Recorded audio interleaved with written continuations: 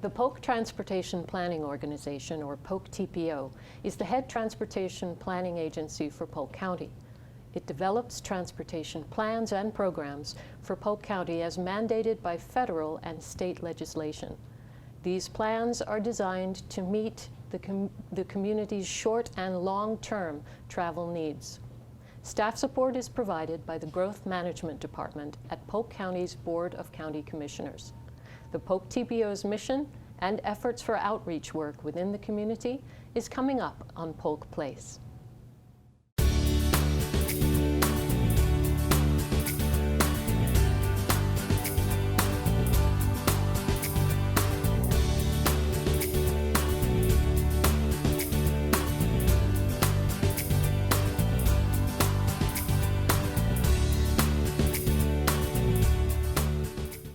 Hello, welcome to Polk Place. My name is Tricia Pichette, and joining me in the studio is Zamara Meeks from the Polk TPO. Hi Tricia, how you doing? Thank Fine. you for having us here today. Thank you. The Polk TPO has several public events coming up. They are events where the long-range transportation plan will be presented to the public. And who better to talk about the long-range transportation plan than one of the planners who developed it? Zamara, what is a long-range transportation plan? The Long-Range Transportation Plan is the document that we as a TPO prepare for the federal government. And in it, it describes the population growth and the employment growth that is expected for Polk County for the next 20 years. It is a federal mandate that we have a long-range plan that expands over 20 years. So every 5 years, the TPO updates the previous long-range transportation plan. Okay. Well, does this plan have a focus? The focus of this transportation plan is safety. As probably a lot of people are aware, there are a lot of pedestrian crashes and injuries and fatalities within Polk County as well as within Florida. So one of our main goals is to reach 0 fatalities by 2040. How do you identify these problem areas?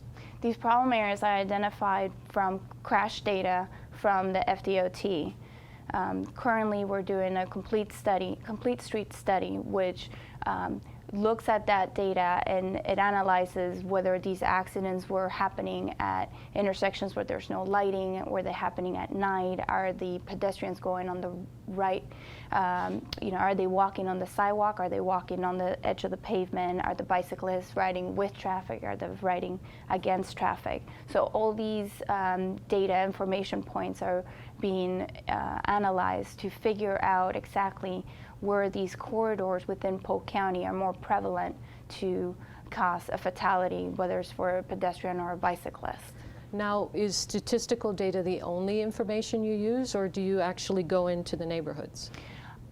Good question. Not only are we using statistical data, we just completed a neighborhood community mobility audit, and in these neighborhoods, we went into the areas and pretty much pretended to, let's say, live there. If we lived in these neighborhoods, how would our kids get to the schools? Would they have appropriate sidewalk access? If they wanted to ride a bicycle, would there be bike lane or other bike facilities for the children and for adults who may need that last mile once they took a transit bus? We also looked at the attractors within that neighborhood to see if there were places for people to go, and also looked at the gaps and the barriers. The gaps were identified as places where the sidewalk just ends abruptly. A barrier would be a 4-lane highway where people would most likely not feel comfortable crossing.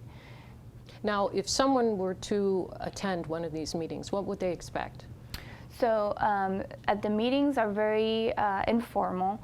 We usually have a presentation and with maps, and there's always handouts.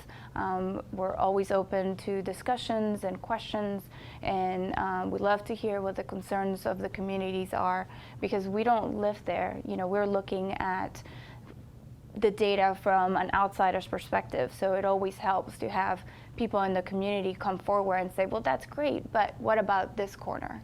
Zamara, I'd like to thank you very much for coming on Polk Place today and sharing information with us. Well, thank you for having us. And if anybody wants more information, they can always go to our website. It's polktpo.com. They can follow us on Facebook and Twitter.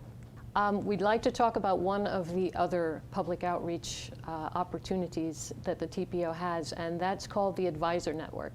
Now, the Advisor Network is designed for busy people.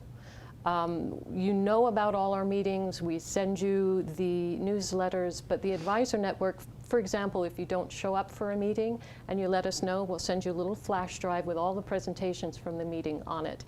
If you don't have a computer or you'd rather have a hard copy, we'll mail a copy of these documents to you.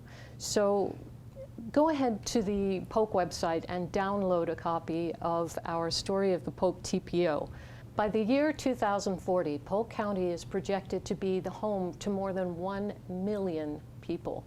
The Polk TPO will provide a forum for cooperative decision-making regarding countywide transportation issues during this time of growth. It is comprised of a 19-member policy board of local elected officials, staff, and advisory committees. The member governments include the Polk County Board of County Commissioners and local municipalities. The goal of the Polk TPO is not only to support the development of safer and more mobile transportation systems, but also to ensure that our planning procedures incorporate the feedback and needs of all people in Polk County. For more information of upcoming events and meetings, you can give us a call at 863-534-6486, or look them up on the web at www.polktpo.com.